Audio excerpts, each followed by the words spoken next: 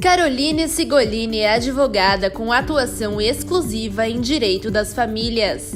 É pós-graduada pela PUC Rio Grande do Sul e pós-graduanda pela Escola Paulista de Direito em Direito de Família e Sucessões.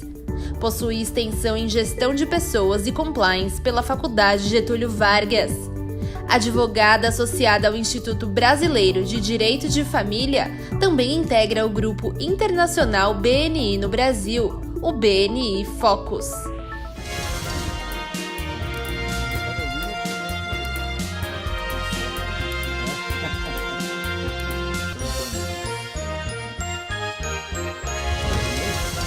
Boa noite. Vamos falar um pouco sobre sucessão, testamento, quem tem direito, como funciona a justiça, quando morre uma pessoa, como nós devemos proceder. E a advogada Caroline Sigolini é a nossa entrevistada. Ela é especialista em direito de família. Doutora, obrigado por ter aceito o convite. É um prazer recebê-la aqui. Obrigada, eu que agradeço. Bom, sucessão, né? É um tema complicado. Eu me lembro que logo que eu comecei a advogar, eu trabalhei muito com sucessão.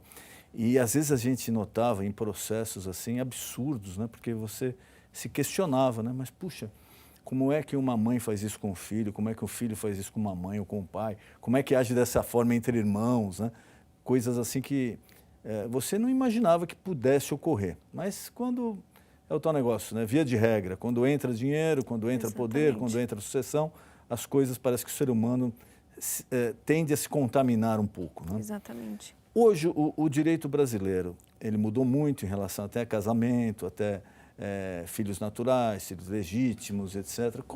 Como está a sucessão no Brasil? Qual o procedimento normal no Brasil para se abrir um processo sucessório em tendo o testamento? Vamos supor que alguém deixou o testamento e faleceu. Bem, o direito sucessório eu considero bastante arcaico ainda. Ele não mudou nada, apesar do direito de família ter evoluído muito, o direito de sucessão não. Então, com a sucessão, que é exatamente o momento do falecimento, o momento que os seus bens se transmitem para seus herdeiros, é que começa a grande discussão. Você possui um grupo chamado de herdeiros necessários, que por lei você precisa garantir metade do seu patrimônio. Quem são esses herdeiros necessários? Os ascendentes, meu pai, meu avô, meu bisavô, meus descendentes, filho, neto, bisneto e meu cônjuge ou meu companheiro. Por outro lado, eu tenho os herdeiros testamentários, que é para quem eu posso dispor de metade dos meus bens. Se não tiver herdeiros necessários, posso dispor da totalidade. Quer dizer, só para o público não acostumado aos termos jurídicos, a pessoa morreu. Ela, em testamento, ela pode dispor, ou seja, ela faz o que ela quiser, ela pode deixar para quem ela quiser até metade dos bens que ela tem. A outra metade, os outros 50%, necessariamente, se tiver filhos ou pais, tem que ficar distribuído para esses herdeiros. Exatamente. Se eu tiver pais vivos, ou filhos, ou companheiros, obrigatoriamente eu preciso resguardar 50% do meu patrimônio. E é muito comum perguntar, eu sou obrigado a deixar? Na verdade, o patrimônio é seu, você pode fazer o que você bem quiser em vida, inclusive gastar todo o seu dinheiro e não deixar nada para ninguém. Então, essa é uma outra confusão. As pessoas elas realmente fazem essa confusão. Exatamente. Ah, mas eu não posso dispor. Não, enquanto você é vivo, o patrimônio é seu. Exatamente. Se você não tem dívida tributária, se você não tem nenhuma pendência, você dispõe do seu patrimônio como você quiser. Não é porque você tem filhos que você é obrigado a deixar para os filhos. Você pode vender, você pode doar, você pode fazer o que você bem entender. É que é um pensamento bem antigo. Os nossos avós deixavam casa para os nossos pais os meus pais ainda têm esse conceito. Mas você não precisa guardar nada para ninguém. Você pode usufruir de tudo em vida, você não tem obrigação. Agora, caso você faleça e exista patrimônio e exista herdeiro necessário, obrigatoriamente você precisa resguardar, sim, metade do patrimônio. Mas perguntam muito, não tenho pai, não tenho filho e não tenho esposo. O meu patrimônio vai para os meus irmãos? Se você não deixar um testamento querendo que esse patrimônio vá para outra pessoa que você bem entender, automaticamente os seus bens irão sim para os seus irmãos. Ah, mas eu não gosto do meu irmão, tive muito problema com ele em vida, não quero que ele fique com nada meu. A única forma do seu irmão não ter nada que é seu é em testamento, dispondo, falando exatamente para quem você quer deixar o quê. Quer dizer, se a pessoa ela não tem filhos e não tem pais, e vamos pegar esse exemplo, ele não tem um bom relacionamento com os irmãos, ele pode, através de um testamento, deixar todos os bens que ele tem para um amigo, 100%. 100%. 100%. Você não tendo pais ou filhos ou companheiro e marido, você pode deixar para quem você quiser. Pode deixar para uma fundação, pode deixar para uma pessoa jurídica, eu posso deixar para qualquer pessoa, para um amigo, desde que essa pessoa seja determinada e certa. Por exemplo, eu não posso falar, quero que meus bens vão para os moradores de rua de São Paulo. É muito amplo, você precisa determinar. Quero que meus bens vão para a igreja X. Aí sim. E é muito curioso que as pessoas normalmente perguntam, só faz testamento quem tem bens? Isso é um grande engano. É que é uma falta de costume do brasileiro total, com o testamento. Nos total. outros países do mundo, é raro quem não tem testamento. Exatamente. No Brasil, menos de 8% faz testamento. Muito Eu acho pouco. que é muito mais pela ignorância mesmo, no sentido literal da palavra. Mas será que não tem aquela... isso é caro, eu vou precisar Pois de um é. advogado, Exato. isso é uma coisa muito formal, muito burocrática, vai me dar trabalho, eu não vou fazer. Existem, no grupo de testamento ordinário, o testamento particular, que é aquele que você não tem custo nenhum, você pode, na sua casa, redigir em um papel ou no seu computador aquilo que você gostaria de deixar, desde que você tenha 3 testemunhas. Esse documento, então, que você faz em casa, que não tem custo algum, ele precisa obedecer, sim, às formalidades, porque o testamento ele é cheio de formalidades. E, na falta de qualquer um, pode ser invalidado. Então, você pode, na sua casa, sem um advogado, elaborar um testamento, garantir 3 testemunhas, assinar e rubricar todas as folhas com as suas testemunhas. O grande problema de fazer um testamento em casa, e aí sem custo, é que você precisa confiar esse testamento para uma pessoa. Porque na ocasião da sua morte, essa pessoa precisa ser o seu testamenteiro que fala, olha, a Caroline tinha um testamento. Porque é um instrumento particular, não é Exatamente, público, né? pode então, ficar... se não sair da gaveta, se ninguém abrir a gaveta e mostrar, ninguém fica sabendo. E pode ter muita gente de má fé, pode ter parentes de má fé que de repente encontrem o documento, não sendo beneficiado, não fará questão de trazer esse documento à tona. Por isso que é muito importante e muito indicado o testamento público, que você vai em um cartório de notas perante um tabelião que tem fé pública e faz um testamento. Os custos, eles variam de estado para estado, ele é tabelado. Mas em média, aqui no estado de São Paulo? No estado de São Paulo, em média, R$ 1.500 a R$ 2.500. Já com todas as taxas, já com todas as taxas. Do cartório, tudo Exatamente. Incluso. E qual que é o procedimento? Você vai no cartório com 2 testemunhas. Ao passo que em casa você precisa de 3, no cartório você precisa de 2 testemunhas. E por que é muito mais seguro e difícil de alegar algum vício depois, alguma nulidade do testamento? Porque o tabelionato, o tabelião, assim que você redige o seu testamento, ele encaminha para um órgão chamado Colégio Notarial do Brasil. Quando você falece, obrigatoriamente você precisa fazer o seu inventário, para que os seus bens possam ser transmitidos para quem você deixou. E um requisito fundamental para o inventário é uma certidão de existência ou inexistência de testamento. Então, é muito mais seguro, ele fica público após a sua morte, quer dizer, você apresentando o atestado de óbito, você terá acesso ao conteúdo do testamento e assim você garante que a transmissão dos seus bens aconteça da forma que você gostaria. Uma coisa que, infelizmente, não é um costume no Brasil, mas outros países, a grande maioria, tem testamento. Até para se evitar certos litígios depois da abertura de inventário, quem vai ficar com o quê? Eu fui beneficiado, eu fui prejudicado. Pelo menos ali você é capaz de determinar com mais clareza, né? O fim que você quer dar aos seus bens, para quem, de que forma. E aquela parte, doutora, que fica com restrições? Porque às vezes as pessoas falam, eu herdei, ficou meu, mas eu não posso fazer isso, eu não posso vender, eu não posso dispor do bem, só em certas circunstâncias. Isso também é através de um inventário. De um testamento que estipula isso nas suas cláusulas. Como são essas cláusulas? são as cláusulas restritivas de não poder vender, não poder comunicar com o patrimônio do seu cônjuge e ser impenhorável. Você pode sim estabelecer essas cláusulas nos bens imóveis que você deixar através de testamento ou doação. Em vida, eu posso doar um imóvel para o meu filho com essas cláusulas. Essas cláusulas são eternas, elas são vitalícias. Eu falecendo, tinha um imóvel com todas essas cláusulas. O meu filho poderá vender? Sim. As cláusulas aí já ficam, não transmite para o herdeiro. Mas quer dizer, no caso, o pai deixa para um filho com uma cláusula de impenhorabilidade, quer dizer, que ele não pode ser penhorado por dívida, etc. Incomunicabilidade, que não vai transmitir para o cônjuge. A cônjuge pode casar 1, 2, 3 vezes, Isso. não vai. Mas também aquela cláusula que incomoda muita gente. Eu não posso vender. Quer dizer, ele é meu, mas eu vou usufruir, eu posso morar, eu posso alugar, eu posso fazer tudo, mas eu não posso alienar, não posso vender. Ele vai ser transmitido depois para um filho meu, que aí sim poderia vender, mais ou menos isso. É mais ou menos isso. Infelizmente, você não pode, existindo essa cláusula, passar por cima dela. A gente privilegia a vontade do testador. A gente tenta fazer com que a vontade dele valha sempre, independente de qualquer coisa. Então, você realmente não poderá alienar o bem. E muita confusão também, doutor, às vezes acontece no seguinte, deixam com algumas cláusulas, olha, eu vou deixar, mas ele só vai poder vender esse imóvel quando ele atingir uma certa idade, ou se ele for solteiro, ou se ele for, se ele já não estiver mais casada ou casado com fulano, também pode acontecer isso? Essa é uma ótima pergunta, porque o testamento, por que eu gosto muito do instrumento testamento? Ele é um livro aberto que você pode fazer o que você bem entender.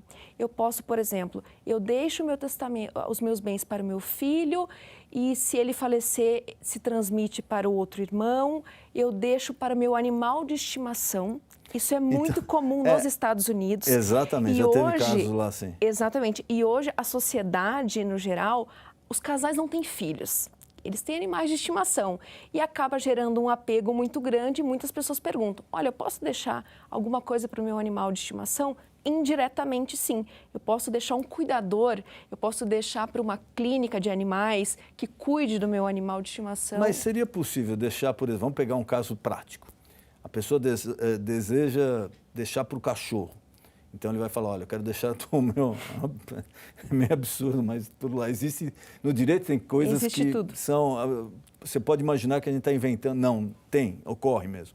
Mas você deixa para o... Eu quero deixar um apartamento para o meu cachorro e a pessoa tal vai usufruir desse apartamento se cuidar do meu cachorro. Aí quando o cachorro morrer, o que aconteceu? O apartamento vai ficar para essa pessoa.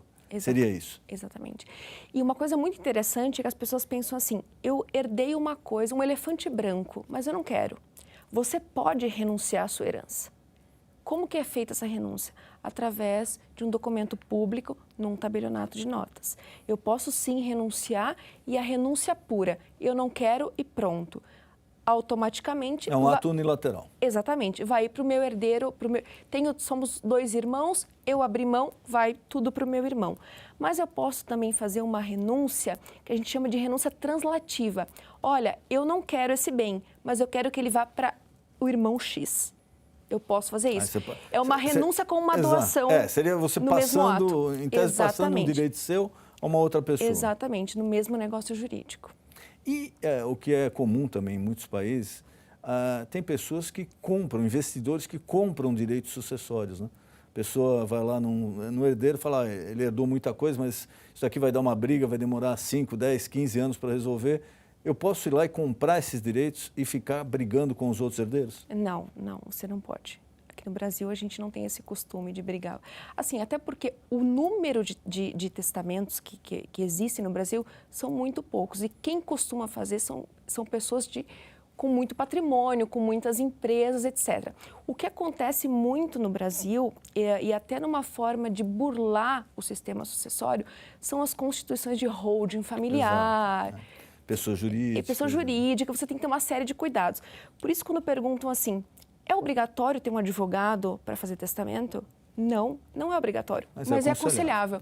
É aconselhável porque é o profissional de direito que vai saber quais coisas você pode colocar e quais coisas são passíveis de anulação lá no futuro. Uma outra cláusula que acaba dando muita confusão, eu já até enfrentei discussão judicial em processos com isso, a pessoa deixa um bem, um imóvel, mas com a seguinte condição: desde que ele não se case com tal pessoa. É uma coisa assim maluca de se defender, porque é subjetiva, não se tem a certeza, e a pessoa vai viver com a espada no peito. Bom, se eu casar realmente com essa namorada aqui que meu pai e que minha mãe não gostavam, eu não vou herdar o apartamento? Essa é uma discussão muito comum, muito complicada, e ao passo que eu falo que o testamento ele é super formal e tem uma série de requisitos, muitas vezes em ações judiciais você acaba vendo uma flexibilização dessas normas. Então, casos como esse, você poderia, sim, ter uma outra interpretação, porque você não pode invadir o direito do outro na constituição de família para deixar para ele algum bem. Isso não faz o menor sentido. Então, isso seria uma coisa que não teria muito cabimento e você conseguiria desconstituir tranquilamente. E as obrigações? Porque se fala muito em direitos, né, no testamento. Eu vou receber, eu vou receber, eu vou receber. Mas às vezes vem as obrigações também, né? Por exemplo, a pessoa fala, você vai herdar tal coisa, desde que você supra, mantenha as necessidades de fulano. Sim. Né? Então, enquanto ele existir, você vai ser obrigado a dar uma pensão. Sim.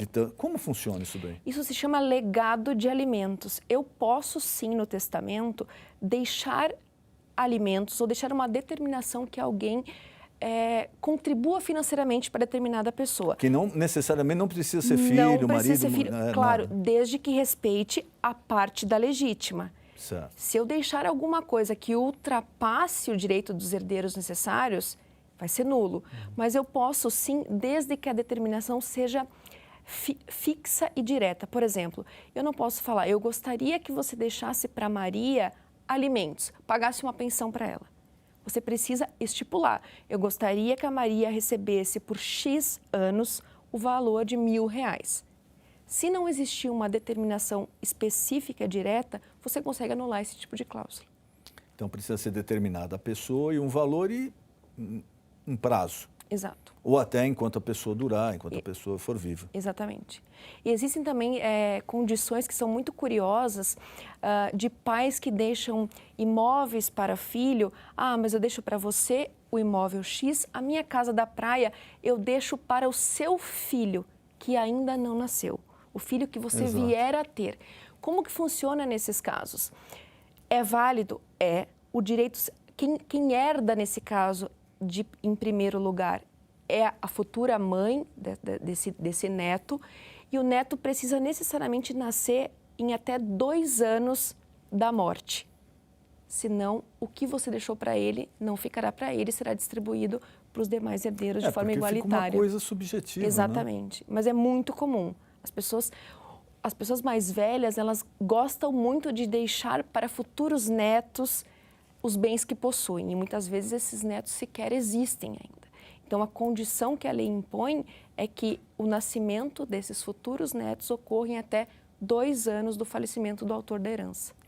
E agora, com o casamento também mudou muito, né? O regime, hoje tem os contratos pré-nupciais, etc. Quais as garantias que tem o cônjuge no casamento? Tanto para quem vai pagar, para quem vai receber. O contrato, quais as limitações do pré-nupcial? Ele melhorou, ele dá uma garantia maior, mas quais as limitações dele? As pessoas confundem muito regime de bens com a herança do seu companheiro, por exemplo. Antes de casar, você estimula um determinado regime de bens. Eu posso separação total, separação obrigatória para os maiores de 70 anos, parcial de bens ou comunhão universal. Esse regime, ele vale para o que você adquire em vida. Então, por exemplo, em eventual divórcio, se nós formos casados em regime de separação absoluta de bens, eu saio do casamento sem nada. Agora, se você falece, mesmo a gente tendo constituído um casamento sob regime de separação absoluta de bens, eu concorro com os seus filhos ou com sua mãe, com os herdeiros necessários. Proporção? Depende do regime de bens. Depende do regime de bens. Você só não concorre quando você é casado pelo regime da comunhão universal de bens. Que aí você já tem metade. Você já é meeiro, né? Então, quem é meeiro, quem tem a metade, não concorre na outra parte. Mas esse regime já caiu um pouco em desuso, é um regime que as pessoas mais antigas instituíam antes de casar. E essas cláusulas, novamente falando, que envolve a sucessão, hoje, infelizmente, parece que os casamentos estão durando um pouco menos, né? Então, as pessoas tentam se precaver um pouco mais através de contratos, etc. E aquelas cláusulas, não, se houver traição, você não tem direito a nada. É válido? Não, isso é muito comum nos Estados Unidos também. Os famosos, já foram noticiados vários casos na mídia de multas milionárias em caso de infidelidade. E aí muito se discute no Brasil a validade disso, a infidelidade virtual, inclusive. Estou me relacionando com outra pessoa através de um aplicativo. Posso colocar isso num contrato? Não. No Brasil, isso não é válido. Não é qualquer contrato que vai ter eficácia no direito de família. As pessoas precisam ter um pouquinho de cuidado. Hoje se fala, inclusive, de contrato de namoro, para diferenciar o namoro de uma eventual união estável. Até porque não existe mais a coabitação, então é meio exatamente, complicado. Não né? é obrigado coabitar, não é obrigado relação sexual. Então, as instituições, elas têm passado por muitas mudanças. É por isso que o casamento hoje no Brasil dura em média 14 anos, no máximo. A cada 3 casamentos temos um divórcio. Então, existem casos, pessoalmente falando, eu já vi, de escrituras públicas de união estável com cláusulas de infidelidade. Vale? Não vale. Não tem a menor validade. Intimidatório. É mais um efeito intimidatório, porque hoje a traição não tem efeito nenhum no casamento. Ele é irrelevante. Então você ofende um dever moral, sim, do casamento, mas normalmente é essa cláusula que as pessoas gostariam de colocar em contrato, cláusula de infidelidade. A senhora falou agora há pouco a respeito dos acima de 70 anos, que por lei seria obrigatório o casamento com separação de bens. Acho que muito aconteceu em função de até casos policiais, né? De pessoas já com 80 anos que estavam com cuidadoras ou com empregadas, etc., que simularam um casamento para ficar com pensão do INSS. E os filhos, quando iam abrir o inventário, recebiam aquela surpresa. A surpresa. Né? Antigamente, a idade limite para estipular a separação obrigatória era 60 anos. Por que foi aumentando? Porque inúmeros casos vêm sendo noticiados na mídia de golpes. Exatamente nesse sentido. Por isso que ao maior de 70, isso é uma coisa que se discute muito, você está tirando a minha autonomia privada. É complicado, existem inúmeras discussões sobre isso. Se eu poderia impor um regime de bens para um casamento acima de 70 anos ou não.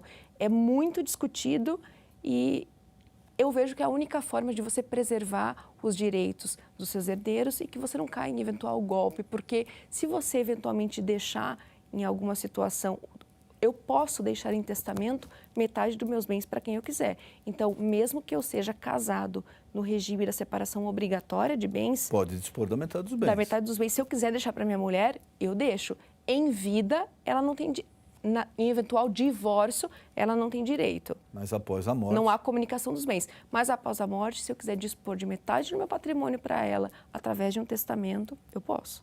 Eu conversava com um colega nosso, veja que caso curioso. Um senhor também rico aqui no Brasil, com mais de 70 anos, conheceu uma moça e quis casar, e o casamento aqui no Brasil só poderia ser feito nessas circunstâncias, os filhos não aprovaram, os netos não aprovaram. O que ele fez? Em segredo, ele foi com a moça, foi aos Estados Unidos e casou lá com a moça. E ninguém contou nada. Quando ele morreu, os filhos abriram o inventário e aí ela juntou a certidão de casamento de lá, porque lá não tem problema, não tem essa restrição. E está numa discussão enorme, está indo parar no STJ esse caso, porque ela se habilitou como viúva meeira. Sim. Como direito a 50%. Com base no documento dos Estados Unidos. Dos Estados Unidos. E não havia nada que impedisse o casamento dele. Sim. Ela solteira, ele viúvo. Eles poderiam ter casado no Brasil, só que com essa restrição. Ele é maior de 70? Provavelmente esse casamento não foi validado no Brasil. Não foi, mas ela usou esse instrumento de casamento nos Estados Unidos e começou uma discussão jurídica aqui, não sei se já chegou ao STJ ou não, mas parece que não existia nenhuma decisão assim definitiva ainda sobre o assunto. É um assunto bem delicado e bem curioso, né?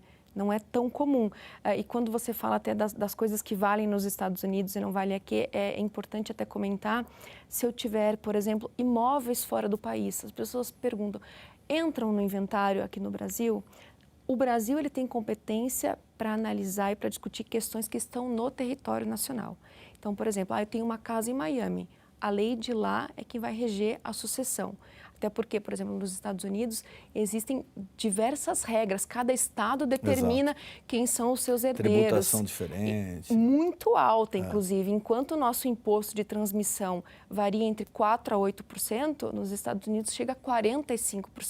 Dependendo do valor do imóvel. Sim. Que chama de state tax. Então, é muito complicado. Por isso que o planejamento sucessório é fundamental. E o planejamento sucessório, ele não ocorre só em testamento. Ele ocorre quando você vai casar e você vai definir o regime de bens.